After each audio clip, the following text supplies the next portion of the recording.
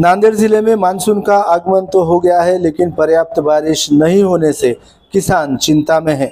इसी बीच जिला नियोजन भवन में सोयाबीन और कपास की फसलों की उपज को बढ़ावा देने के लिए एक महत्वपूर्ण कार्यशाला का हाल ही में आयोजन किया गया, जहां किसानों को महत्वपूर्ण मार्गदर्शन दिया गया।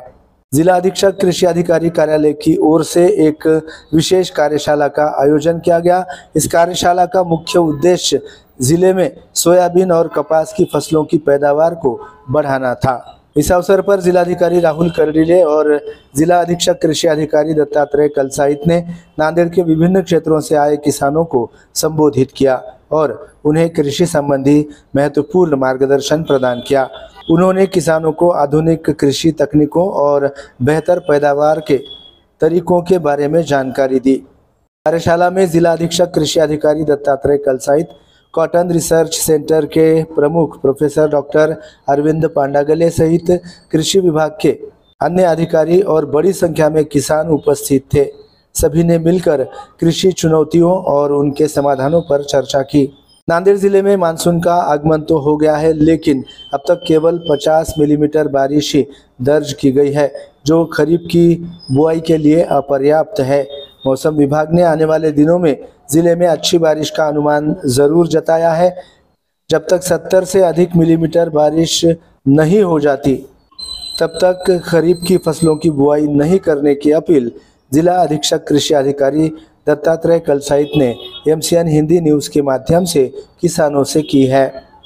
उन्होंने कहा कि पर्याप्त बारिश के बिना बुआई करने से बीज और श्रम दोनों बर्बाद हो सकते हैं। बीज और खाद को लेकर भी किसानों को कलसाइत ने महत्वपूर्ण संदेश दिया है। उन्होंने किसानों को सलाह दी कि वे प्रमाणित बीज और गुणवत्तापूर्ण खाद ही उपयोग करें, ताकि उन्हें अपनी मेहनत का पूरा फल मिल सके। या ठिकाणी आपण सोयाबीन आणि कपाशी हे जे दोन प्रमुख पिकं आहेत, आपल्या जिल्ह्यामध्ये 60% क्षेत्रावर सोयाबीन आहे, 26% क्षेत्रावर कपाशी आहे। या दोन पिकांची उत्पादकता वाढ व्हावी म्हणून या ठिकाणी काही आपण जिल्ह्यातील काही महत्त्वाच्या निवडक शेतकऱ्यांचा या ठिकाणी समावेश केला आणि तज्ञांना बोलून आपण सोयाबीनची अष्टसूत्री उत्पादकता वाढीची आणि कपाशीची सघन लागवड पद्धती या दोन महत्त्वाच्या विषयावर आपण कार्यशाळा ठेवली आणि अशा प्रकारची कार्यशाळा आपण लवकरच आपल्या जिल्ह्यात ऑनलाईन सुद्धा ठेवणार आपण, जेणेकरून जास्तीत जास्त शेतकरी बांधव या ठिकाणी ऑनलाईन कनेक्ट झाले पाहिजे। सोयाबीनच्या उत्पादकता वाढीसाठी महत्त्वाचे सूत्र असे आहेत, त्यामध्ये पहिला महत्त्वाचं म्हणजे जी लागवड आहे ही बेडवर किंवा बेड पद्धतीनं करायची। दुसरा म्हणजे सल्फरयुक्त गंधकयुक्त खतांचा वापर करायचा, कारण हे तेलयुक्त खत पीक आहे।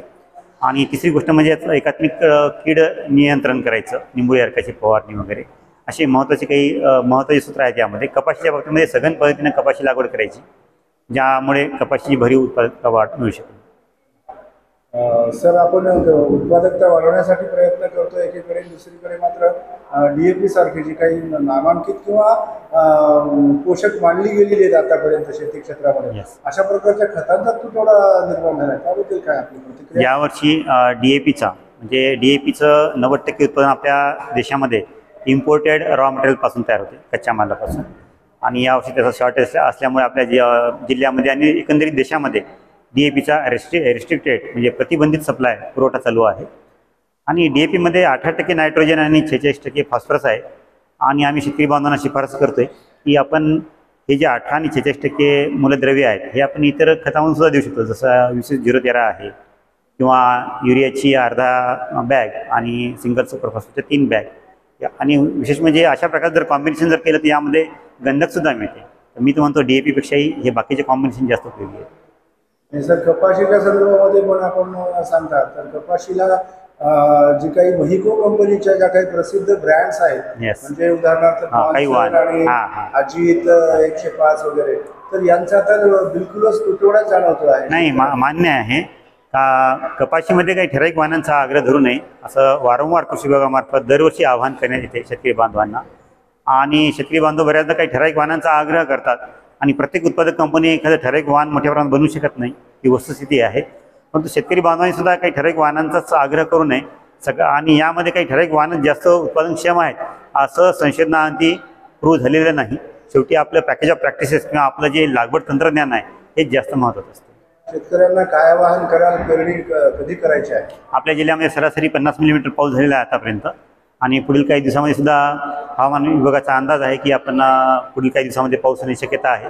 तर कृषी विभाग असं आवाहन करते की 70 ते 80 मिलीमीटर किंवा एक 90 ते 100 मिलीमीटर पाऊस झाल्यावर जमिनीमध्ये साधारणतः 1 फूट खोल ओलावा जोपर्यंत निर्माण होत नाही तोपर्यंत या पिकाची पेरणी करायला नाही. कार्यशाळेमध्ये कोण कोण सहभागी आहे? या ठिकाणी आपला जिल्हा अधीक्षक कृषी अधिकारी वर्धा श्री तोटावर साहेब आहेत आणि आपण आपल्या कापूस संशोधन केंद्राचे शास्त्रज्ञ डॉक्टर पांडागरे साहेब आहेत. सर, जिल्ह्यात कृषी विभागानं वेगवेगळी भरारी पथकं स्थापन केली आहेत. बियाणे खते असतील या संदर्भात काय काय कारवाई झाली?